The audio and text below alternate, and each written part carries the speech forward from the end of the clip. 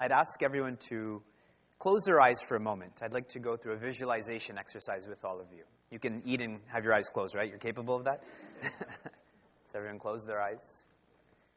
Often when I do this with little kids, they stare at me more. So my eyes are open to determine if yours are closed. Now with the blank mind, visualize the most difficult experiences that you've ever gone through. Perhaps loss of a loved one. You worked very hard for whatever, but you failed. It's dark, unwelcoming. Feel judged.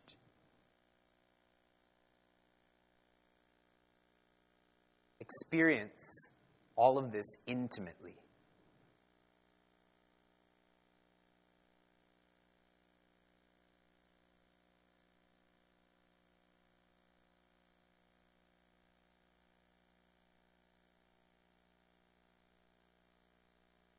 Gently clean your mind out again, and you can open your eyes and return to your lunch.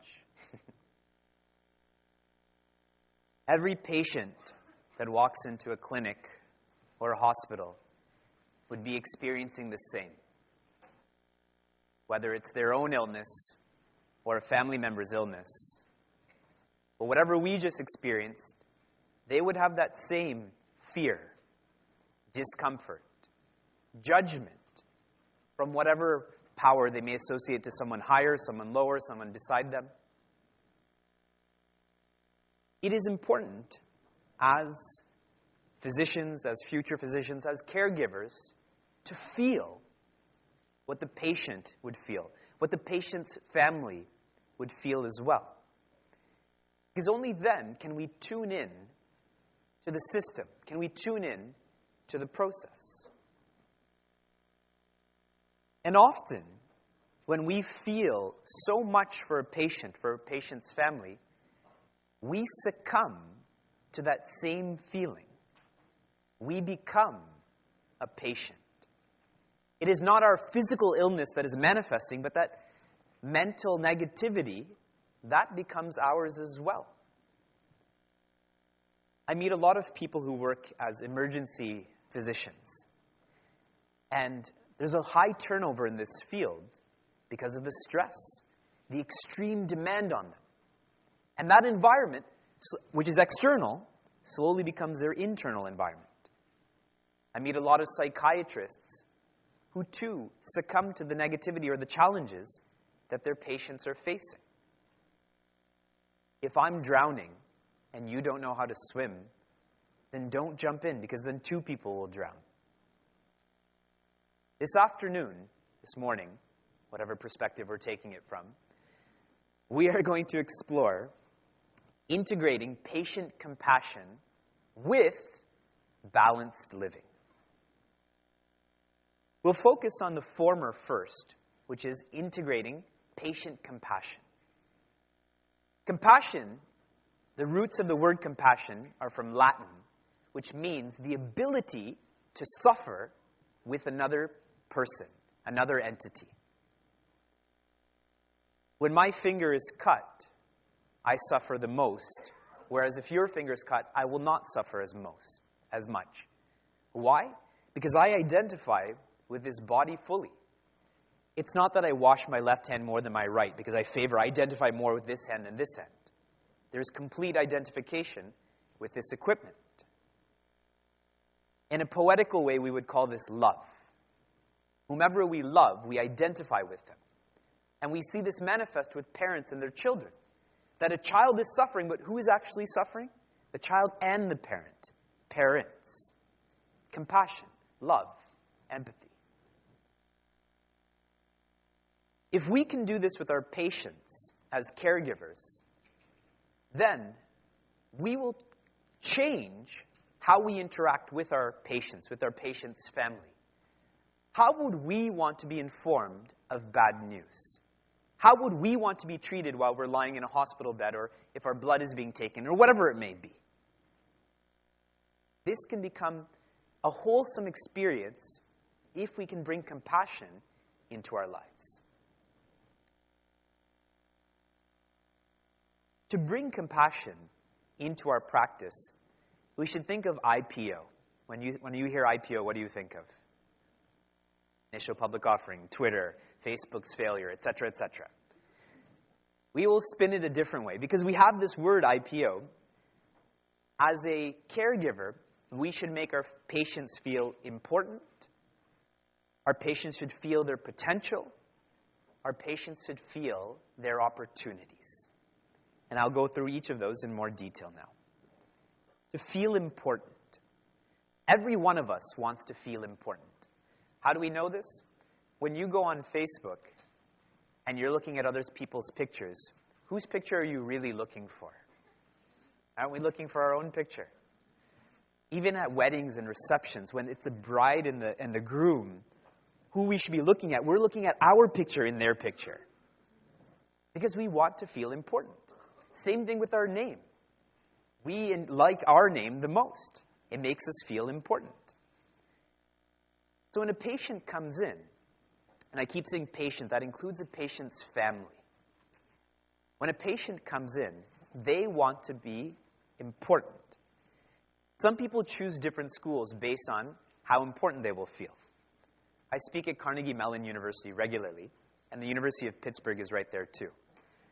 I don't know if you're familiar with Pittsburgh or not, but there's so many universities in that core.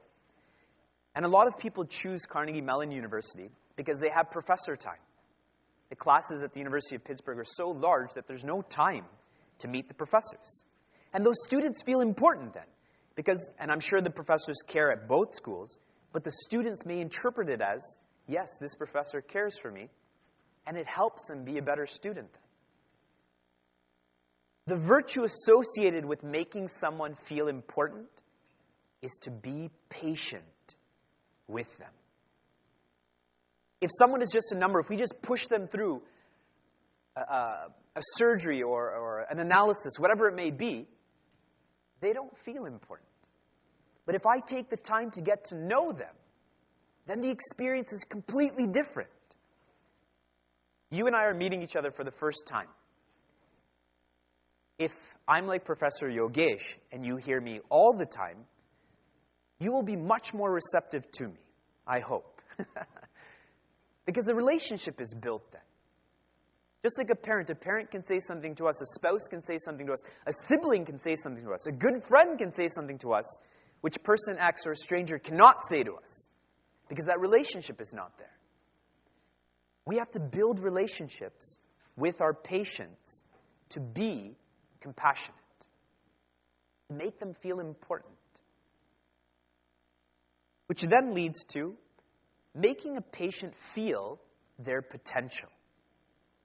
The importance is the initial interaction, but after that, how they can move forward, what their potential is, what they're capable of. And obviously they're meeting you because they're ill, because something is wrong with their body, with their mind. It is unnatural. It's a disease. If we can show them their potential, then that disease doesn't manifest as severely, and it doesn't last as long. To be positive with them, that you can do this, that you can overcome this, that I'm with you. With parenting, a lot of parents now give their children many presents, stuff. But what does a child really want? If we can go back to our childhood, we didn't want presents as much as we wanted our parents' presents at a soccer game, at a concert, to sit there while I'm doing my homework. Because then it shows that they believe in me, that I'm worth it. To be positive with them. I was invited to speak at the Pentagon in June, and one of the subjects that they asked me to speak on was suicide prevention. And I thought a lot about the subject. Why someone would succumb to suicide is a lost purpose. When their purpose is clear, they work towards that purpose. But when that purpose is not clear or lost, then why should I carry on? I'll make this more relative. Last year, whoever won the Stanley Cup, Iowa doesn't have a national hockey team, correct? No, not yet, fair enough. Whoever won the Stanley Cup last year, if you go through each year, what will be different between last year's winner and the year before? There'll be an asterisk there because it was a shortened season last year, correct? Was it last year? 2 years ago. It was last year, okay. It was a shortened season, so they're not really full Stanley Cup winners. So shortened season, the purpose is this high, so the performance is this high. Versus a full regular season, purpose is higher, performance is higher. You get to the playoffs, performance is higher. Purpose is higher, performance is higher. You get to the Stanley Cup, purpose is higher, performance is higher. You get to the Olympics, purpose is highest, performance is highest. This is why, Olympics after Olympics, Canada beats America. See, it works. If a patient knows their potential, if they know their purpose, then they will recuperate more effectively, more efficiently. Yesterday I spoke at a medical clinic, and I was sharing with them. I drive a lot, so I listen to NPR a lot. And they were sharing a study recently that showed patients with families recover more effectively and more efficiently because they have a purpose. They're more positive. Those who have a religion, even more efficiently and more effectively, and those who believe in a higher being, most effectively and most efficiently, because there's a greater element of positivity in their lives. And we can be the same. Even the difference between a children's hospital and a typical hospital, an adult's hospital, isn't the children's hospital more positive in the colors and the balloons and the people that come visit there? Whenever someone thinks of hospital, they think of a very sterile environment. But if we can change that positivity externally and let that infiltrate one's internal environment, that is a compassion that we can express because we would want the same. To be positive with our patients. Make them feel important, to make them feel they have potential, and always to make them feel they have opportunities. Yes, I'm not well, so now what do I do? Oh, you have nothing. You're going to die in 6 months, so just do whatever. Whereas you have 6 months to live, go on vacation. Spend time with family. At one medical school that I visited, we went through a planned death, where in 3 months, you have to slowly give up articles, beings, and circumstances that you love, but it's a planned death, so you know you're going to die. And how in these 3 months, everything that we regret, we can go and tell those people, I'm sorry, or I could do this. We all don't have the luxury of a planned death. Many of the patients we meet will not have the luxury of a planned death. So it's a totally different perspective that you have 6 months to live, so don't do anything important. Or you have 6 months to live, do everything that's important. Same scene, but what are those opportunities that are presented? The virtue that we can emulate to bring compassion into making a patient feel their opportunities is to educate them about what they're going through, what they will go through, what will happen afterwards. I was driving from Niagara Falls, Canada to Niagara Falls in the States. I fly out of Buffalo. And where I needed to go, they're paving the road. And something that human beings don't like is being stopped. That's why we don't like red lights, we don't like security guards, etc., etc. It shows how egotistical we are. So the person has their stop sign, and this is a path I go through regularly. And I say, I need to go over there. She goes, yes, I know you need to go over there, so just go right over here, then go left over here, then go left. And she directed me. If she said, you just can't go there, in other words, she didn't educate me about what's happening, I'm sure I would have reacted. But she took the time, and this is a person that holds a sign. You've all seen those construction workers. And she took the time to educate me, and I said, thank you. And I got to where I needed to go 2 minutes later, but peaceful. And I was very appreciative that she took the time to educate me as a driver. Now, most patients come to you, and they believe that they know more than you, right? Because of Google. Google is a verb now. This is my sickness, give me this medicine. You need to educate them that, yes, Google is a search engine, not a physician. It is not a medical system. But if they're not educated, then they'll believe Google more. It's on Wikipedia. It must be right. It's on the internet. It must be true. But that education can really help someone open their mind, open their eyes. What I forgot to share with everyone is I will speak for approximately 45 minutes. In the last 15 minutes, if you have any questions, then I can try to answer them. I may have the answer, I may not have the answer, but I can try. So IPO, importance, potential, what was the O? Opportunities. And there's a solid story that conveys this, puts it all together. A daughter-in-law visits her, a daughter visits her mother. Mother's at the door, and this daughter, seeing her mother, begins to tear up and finally starts to cry. And the mother holds her hand and brings her to the kitchen and says, "Sit down. Tell me what's on your mind."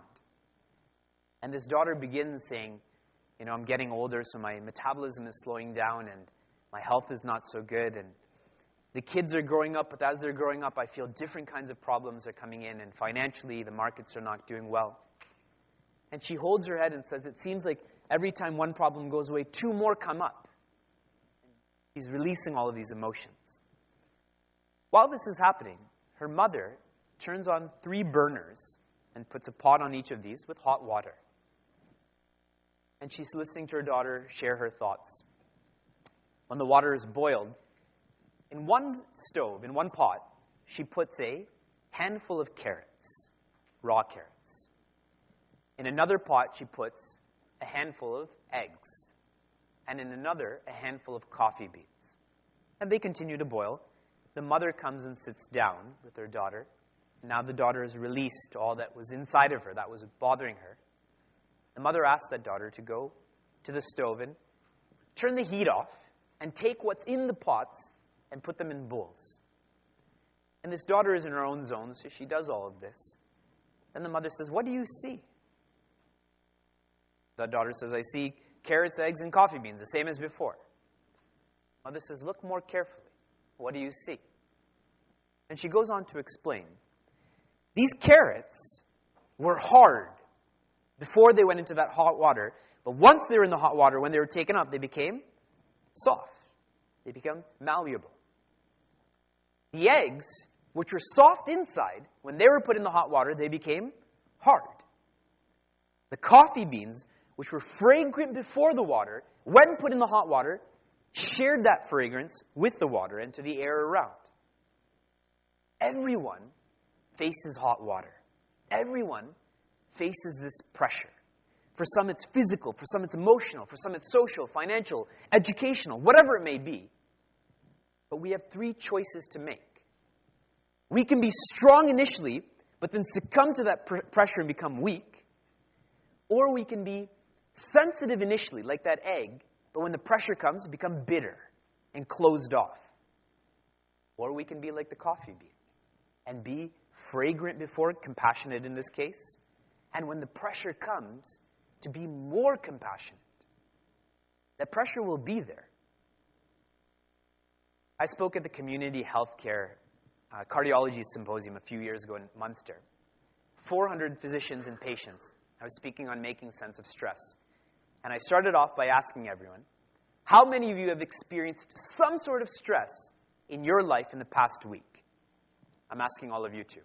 By show of hands, how many of you have experienced some sort of stress in the past week? So people have both hands up, right? Does waving count as more? Same scene there. 90% of the people put their hands up because 10% were lying. And those 90% were all looking at each other and smiling. Oh, you have stress and you have stress, so it's okay if I have stress then, right? It's normal.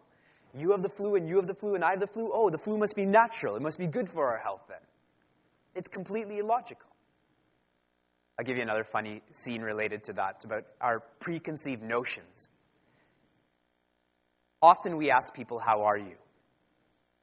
Do we really care how people are? We say, how are you, like we breathe. It's just something that happens. So the next time someone says, how are you? Tell them you're miserable. That all of these bad things happen. Oh, good, me too. Watch their response. We will all face pressure. And if we can genuinely ask someone how they are, it will go a long way for them, and ultimately it will go a long way for us too. Just 2 days ago, and I'm a business student, and I did commercial real estate, as was shared. I am not involved in the medical field, but I spend a lot of time interacting with healthcare providers and caregivers, etc.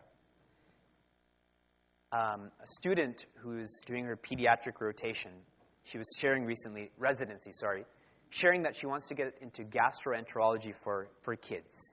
I don't know the proper terms. You would know that. And I asked her why. She says she meets so many kids that come in with abdominal pains.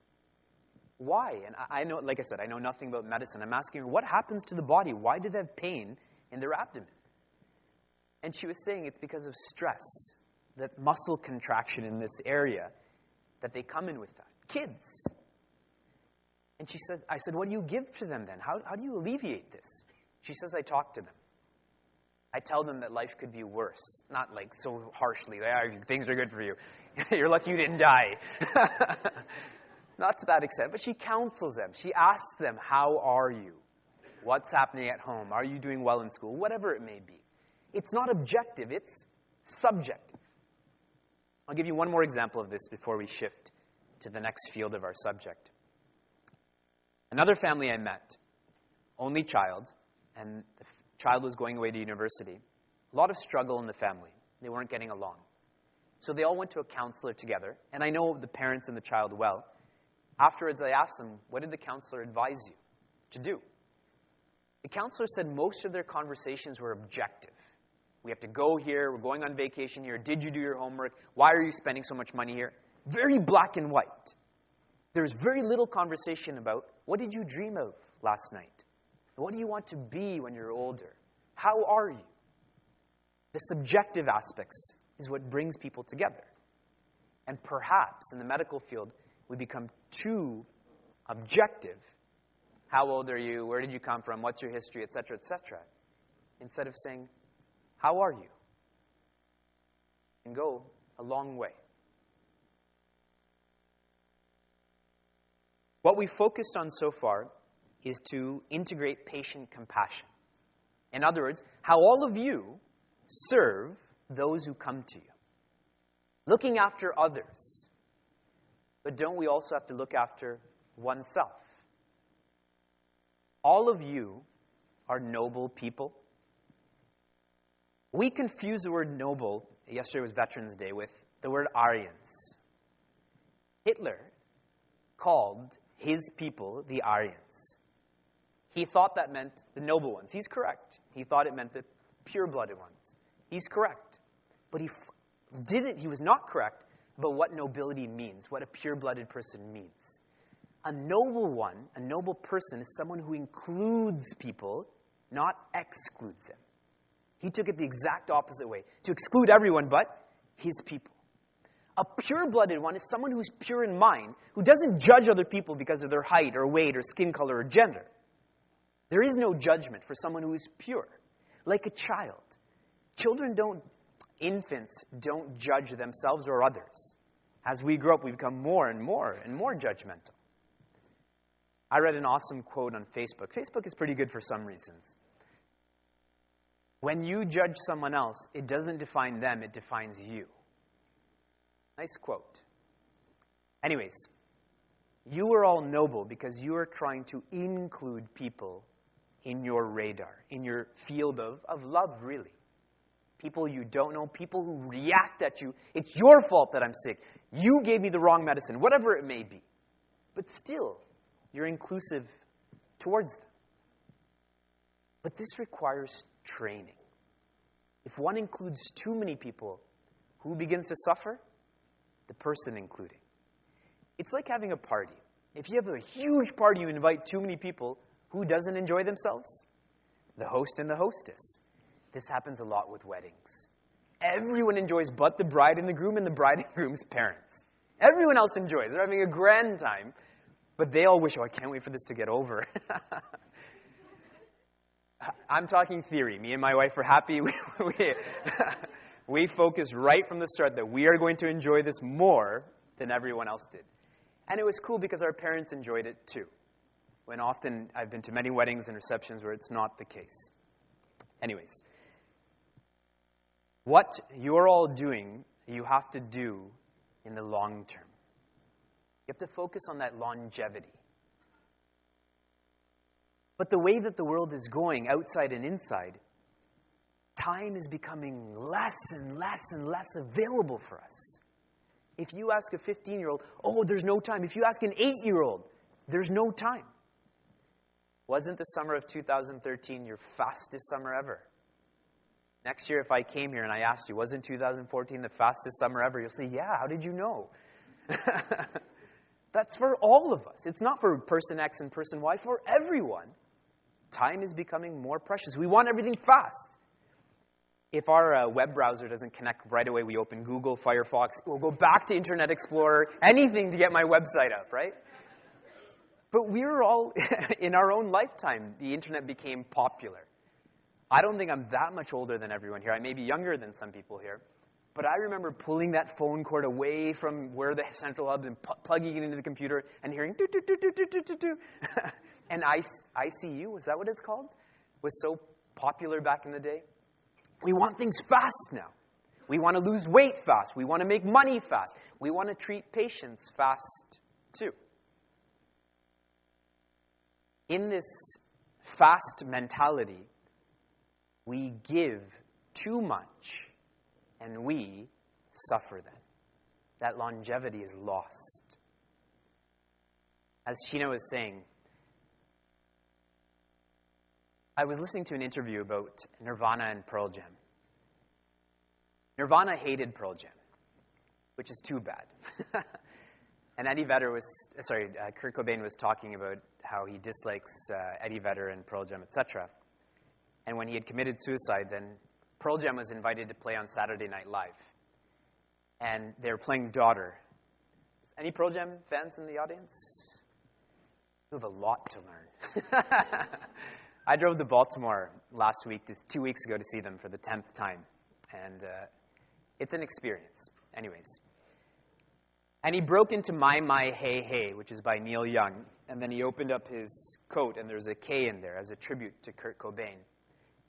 And it shows the classiness of Eddie Vedder and Pearl Jam. And he was focusing on, it's better to burn out than fade away. That's a lyric that Neil Young shares. And that's true when it comes to poetry. But when it comes to reality, that's not true. It's not better to burn out than fade away. Burning out is short-term. Fading away is long-term. As a parent, do I want to give my child a ton of love for 1 year and that's it, then I'm too sick to do it afterwards? Or do I want to look after them forever? We do want to. And as caregivers, this is what we need to look at. And so here we start to focus on balanced living. On a teeter-totter, there's only 2 parts to balance. But is life only 2 parts? Isn't it health, wealth, friends, family, politics, school?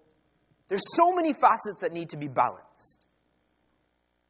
When one goes to the gym, have you ever met those people who only work their upper body and not their lower body? And they have a really thin waist, but then they walk around like this? Right? And we see a trainer. That's not good for you. The balance should be there. Even when you applied to medical school here, I'm sure that they didn't just look at your IQ. I'm sure they threw in your EQ as well, your emotional quotient. I'm sure they now look at your SQ too, your spiritual quotient.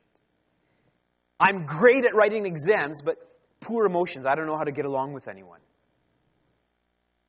At a certain university, I have to stop using names because this is all being recorded. At a certain university, their engineering students have to sign up for a course on learning how to be a team member. Because sometimes they're just so strong in their IQ, but they're lacking in that EQ. How do you work with people?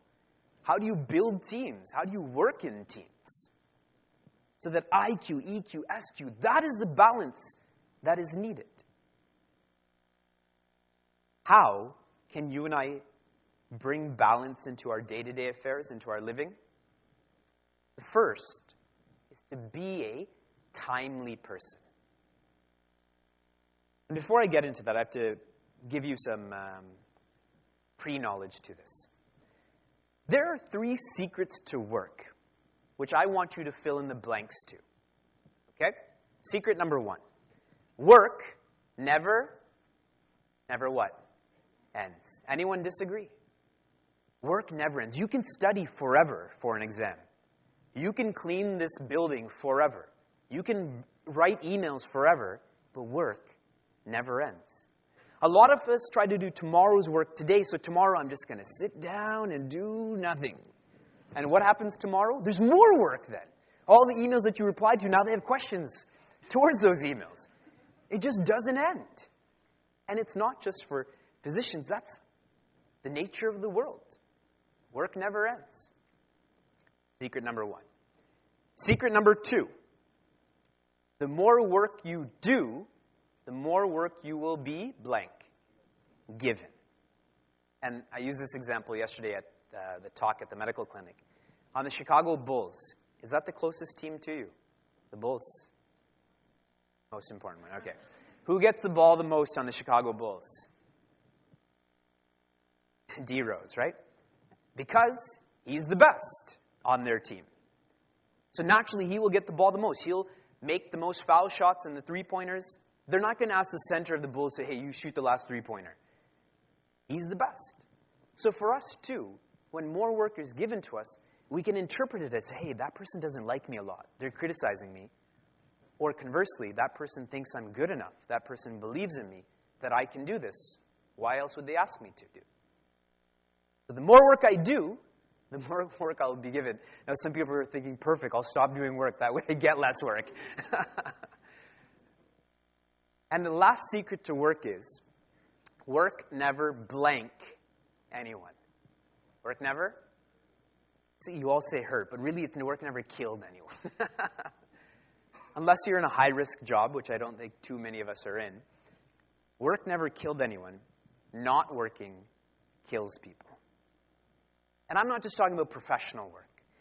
Sometimes I meet people who work at home, and I ask them, so what do you do? And they're like, oh, I'm just a house husband, or I'm just a housewife. And they mumble like that they themselves don't value what they do. But working at home is so much work. There's so much to do. Work never killed anyone. It actually regulates one's social skills, one's hygiene skills, one's intellectual skills. All of this comes with working. And all of these secrets are actually not secrets. I think all of you knew them because you filled in the blanks so readily. Everything I've shared, everything I'm going to share is not new to you. I'm simply reminding you of what you already know. And that's why they say common sense is not so common. And that's why corporate trainers, etc., are invited and $100,000 is given to them to teach people what they already know. So I'm trying to cut out those corporate trainers. I'm a volunteer. Everything I do is just my service to the world, which I benefit from the most. And I'm going to share a story with you about all of this. So 3 people were in the forests of Madrid. That's what the city is called here, right? In Iowa, Madrid, it's near here. And they were meditating in the forest. And all of a sudden in front of them came this being that was shining and said, because of your great depth in your personality, you can ask of me whatever you want. So the first person asks for him, I would like the ability to put back together that which is broken. That being says, let it be. The second meditator says, he heard this and he says, I want something higher. I would like the ability to bring that which is dead to life. So the shining being said, let it be. The third person, the third meditator, heard both of these and said to the shining being, I would like common sense. So he says, let it be. And he disappeared, that shining being. And now these 3 came out of their meditation and they're walking together and they were thinking, how do we know we have these powers now? He said, let it be, but what proof is there? So they saw a bear that was decomposing over there and said, perfect, let's see if our powers work. So the first one went and said, let all of these decomposed parts come together. And it did. The head, the claws, the arms, everything. Then the second person went up there and said, let this bear come to life. And as he's saying this, what did the third person do? Run.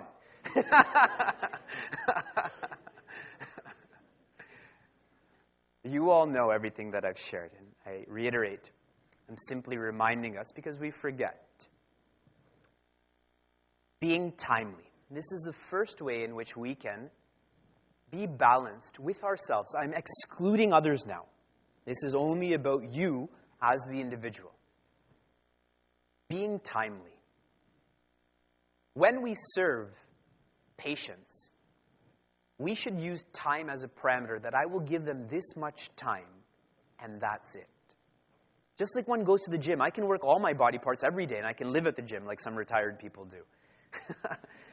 But I have to use time as a parameter. There's other things to do. I have to study, I have to drive, I have to walk, whatever it may be. So, gym, 1 hour. This patient, 1 hour. Studying, 5 hours.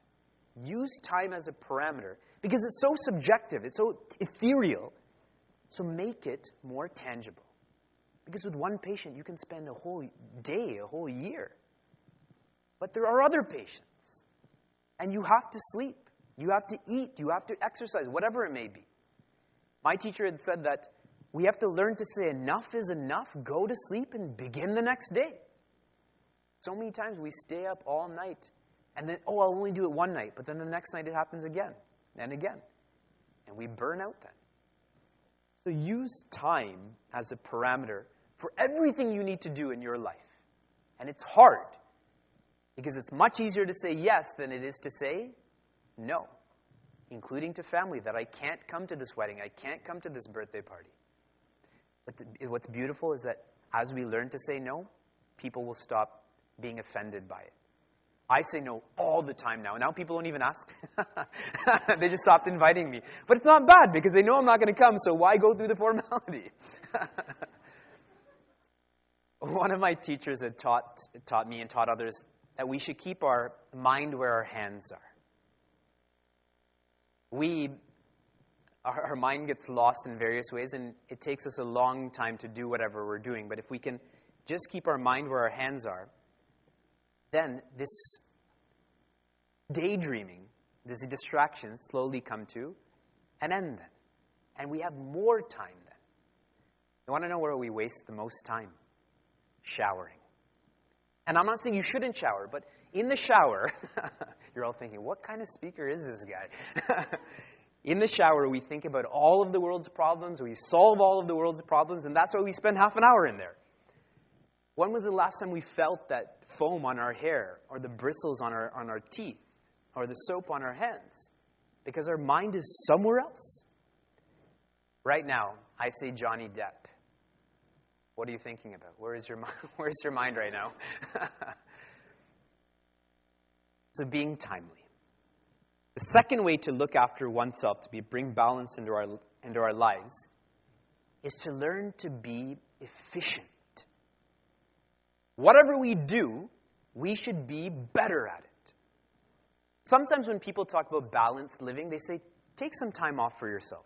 Withdraw. Don't see so many patients, etc., etc. I would say a better strategy is learn how to do all of that and still be balanced. The best players, they learn how to play more minutes without getting tired. They're more efficient. Their lung capacity is literally more efficient than someone like me. We breathe the same amount, but they can do more because they've trained themselves. Yes, stepping back, if needed, so be it, but better is to learn how to stay there then. This is where Honda comes in. What is their motto on their assembly line? Kaizen. Do you know what Kaizen means? Continuous improvement. It should take less hours to make a car. It should take less wastage, less injuries. And Honda's doing well. I used to say Honda and Toyota, but now Toyota. So it's not like, we're working so hard, we should take a break and make less cars. Conversely, using the same resources, let us make more. So being efficient. That's what I said about keeping one's mind where one's hands are. Often when we're talking to someone, what are we really talking to them? Are we available? If we can be totally focused on what a professor is teaching us, we don't ever have to study. Ever. Because once we hear it, we will register that. Like driving now. Remember life before a GPS? We had to pay much more attention to where we're going. Now, put the mind on cruise control, put the car on cruise control, and talk on the phone. And let us go where we're going. So be more timely, be more efficient. And the most important out of these three that I'm sharing is to be more independent. Often we gauge our success on what's happening outside. I saved this patient, and perhaps I become arrogant. This person died on me, and I get totally crushed. I meet too many psychiatrists who then suffer from stress, anxiety, depression, often leading to suicide, because they feel that they didn't help the person, but they can only do what's in their control. It's illegal for you to force someone to take medicine, I think. You can only encourage someone to take their medicine, but you can't put that medicine inside of them unless they're KO'd. You can't. To be independent, that the gauge of success is not outside, but it is inside. That you can only do your best, and if you've done your best, there's nothing else that you can do. But we keep placing it on outer factors that you should validate me. If you validate me, then I will become either arrogant or I'll be crushed. Those people who, oh, you're the best, arrogant. People who are sleeping, oh, what kind of person am I? But I know what I have to say, when I have to say it, how I need to say it. I should be validating myself. The gauge is not external, it's internal. That's why it's beautiful in the Olympics, the idea of a PB, a personal best. I may not be the fastest, but I'm faster than I was in the last Olympics or the last race. We look outside too much. And I share this with parents too. Often parents reward their children for excellence instead of effort. But one day someone is going to be faster, smarter, richer, stronger. They're going to get the girl or get the boy. And what happens to that child then? They're crushed. They can't serve then. But if they're rewarded for efforts, hey, as long as you do your best, great, we're proud of you. It's a much more integrated, it's a much more balanced approach then. Being independent. And at a higher level then, I think in the medical system, if I'm a physician, I can't operate on my wife if she has some sort of surgery because I'm not objective. This is my wife. I can't cut her leg or her arm or whatever it may be. But if I'm the best physician, I should be able to do that. Because she is a patient right now, and it is my responsibility to serve this patient, whereas she is not my wife in this context. But that objectivity is lost. Even think about mergers and acquisitions. When these companies are not getting along, who do they call? The third party, mediators. This is what's best for both parties, so let's act in this way. All we can do is our best, go to sleep. One of my teachers had shared, the softest pillow is a clean conscience. It is not a feather duvet, it is not a body pillow or an electric blanket. But if I've not tried my best and someone suffers, that's all I'll be thinking about at night. But if I've done my best, and even if it's a hard floor and it's cold outside, I'm going to sleep well because I did what I could do. This is what Eckhart Tolle shares in The Power of Now. He says, if you can do something about something, then do it. And don't worry. If you can't do something about something, then you can't do anything, so don't worry. But we tend to get confused and worry about things we can't control and don't worry about things that we can control. This is where that physical well-being goes away, mental well-being goes away. To be able to continue to offer compassion, we have to start here. Charity starts at home. Development starts at home. Love starts at home. If I don't know how to be a friend to myself, I can never be a friend to you. If I don't have faith in myself, I can never have faith in you or any other institution or being. We have to be compassionate with ourselves. This means forgiving ourselves too. If I don't know how to forgive myself, I can't forgive you. Awareness. Let me rewind. What is one of the slogans from G.I. Joe? You all know what G.I. Joe is, right? You seem to not watch sports or movies. What kind of medical school is this? One of the slogans from G.I. Joe is, knowing is half the battle. What is the other half? Fighting the battle. All that's been shared right now, this is awareness. This is how I can be compassionate with others. Importance, potential, opportunity, IPO. This is how to bring balance into my life. That is being timely, being efficient, and being independent. This is awareness. But now, we have to act on it. It was Einstein who said, doing the same action and expecting a different result is insanity. I didn't say it, he said it. And I'll complete what I have to share today with another proverb. What is the best time to plant a tree? Chinese proverb. Anyone? 20 years ago. When is the next best time to plant a tree? Right now. It is now 12:45. So if anyone has any questions, then I can try to answer those.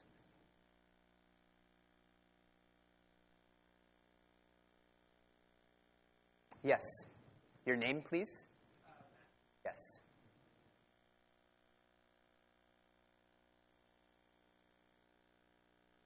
Sure. Good point. Let me change those words because they're just words. The meaning is more important. Theory and application. That sometimes we get lost in the theory, but it doesn't transfer into application. When I was in business school, and when I finished business school, then I thought, I'm going to do all of these things, and I'm going to be a great team leader, and I'm going to make lots of money, but none of that happened. Application is very different. And in those 6 months post-business school, I learned much more than in those many years of business school. So whenever I use the word poetry, I meant that getting lost in the theory and neglecting the application part. That there are many variables that need to be accounted for when application comes in. Just like in medical school, you do a lot of testing with fake robots and dummies and stuff like that. I mean, objects, not people. And you can do all of that, but when an actual human being comes in and there's an unaccounted factor, yes, I can transfer this, but it may not work. Each patient is different. There are similarities, but they're different. Is that more clear? Any other questions? Yes. How to build self-esteem. Important question. Bullying is on an epidemic for both people who are bullying and people who are bullied, and not just in the school ground. In the NFL, there's a big scene that's playing out right now with that. Often, and I've not ignored your question, I've not forgotten it. People who are bullied suffer. People who are bullying suffer too. Often more than people who are bullied. And why someone would bully another person is because of lack of confidence. There are two ways to raise oneself in life. If I ridicule all of you, in other words, I lower all of you, then I stay the same, I become higher. Whereas the other way to become higher in life, is to start raising all of you, because as I raise you, that actually shows my caliber then. The way to build confidence, and I'm going to tell you experientially first. My parents worked as soon as they moved to Canada. I was born in Canada. Many times when I speak, then people are waiting for an Indian accent because they believe religious people and spiritual people are old men who come from India. But then they hear the Canadian accent, and the Americans are perfect. Here's where I can make fun of about and out. So my sisters and I went to a Catholic school because it was closest to us, because we had to walk back and forth every day. And then I went to a public high school. When I was in high school, I was not the most confident person in the world, but I wanted to be. I think everybody wants to be confident in all ways. And I was fortunate that the idea came in my mind that if I spend time with people who are confident, if I'm around people who are confident, socially, athletically, academically, then that will radiate towards me too. Just like physical heat. If I sit beside you, you'll be hotter than if I'm not sitting beside you. So if it works physically, it possibly should work mentally too. And so I did. I tried to join clubs and be around people who were sound, confident, at least what I interpreted as confidence, and it worked.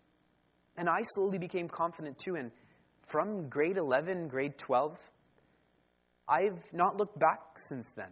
And that was the greatest gift that anyone had given me in high school, was a good group of friends. So first point is to revolve around people who are confident. It's like being around pessimistic people. Then what happens? We become pessimistic too. Number 2 is to read about people who are confident. And many people who became confident weren't confident initially. And what's amazing about that is something we're born with, we tend to take for granted.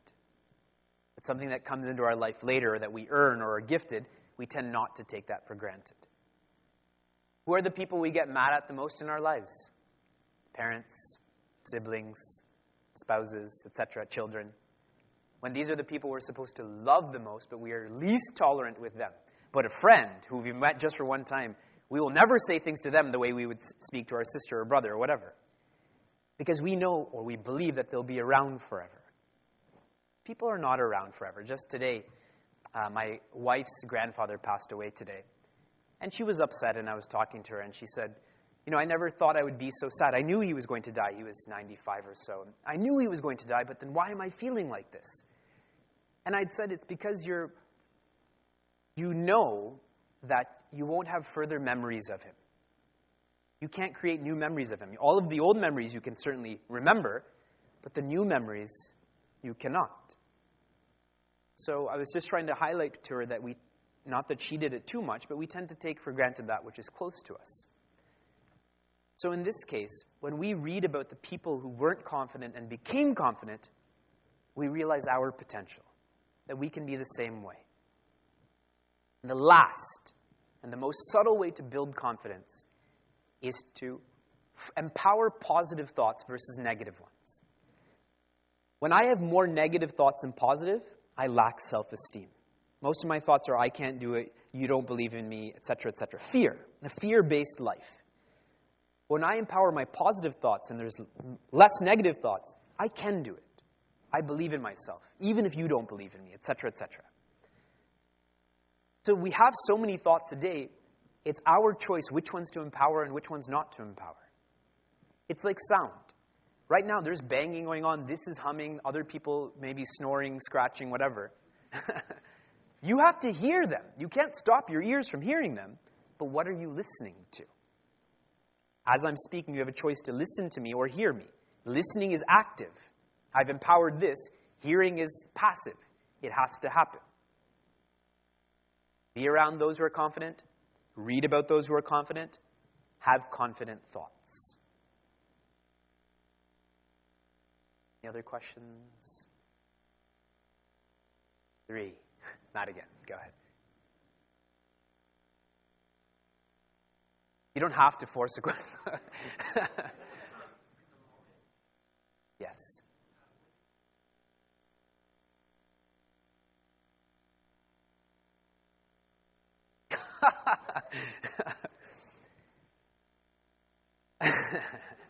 Interesting question. I was recently teaching some university students, some are in med school, who were teaching another group of kids. And I told them on a scale of 4, 4 being high philosophy, 1 being pure application, focus on 2 and 3. Pure philosophy is wonderful to engage in, but often it doesn't translate into application. Pure application is often robotic. There's no meaning behind it. So we should certainly think about life. Who am I? Am I happy? What is all of this? How can I help people, etc. But that all should all percolate into, how will this change my day-to-day affairs? If it doesn't, then one needs to make that philosophy more reachable. It has to translate into our day-to-day affairs. In Eastern philosophy, at least I can speak about when I lived in a monastery in India, we never studied to become teachers. Even now, I'm not teaching anyone. I'm not a teacher. I only remind myself of these important facets of life. The application is what was emphasized there. So that should be the rule of thumb with how to engage in philosophy. This is all self-development. And the more we focus on our self-development, the more we become capable of serving others.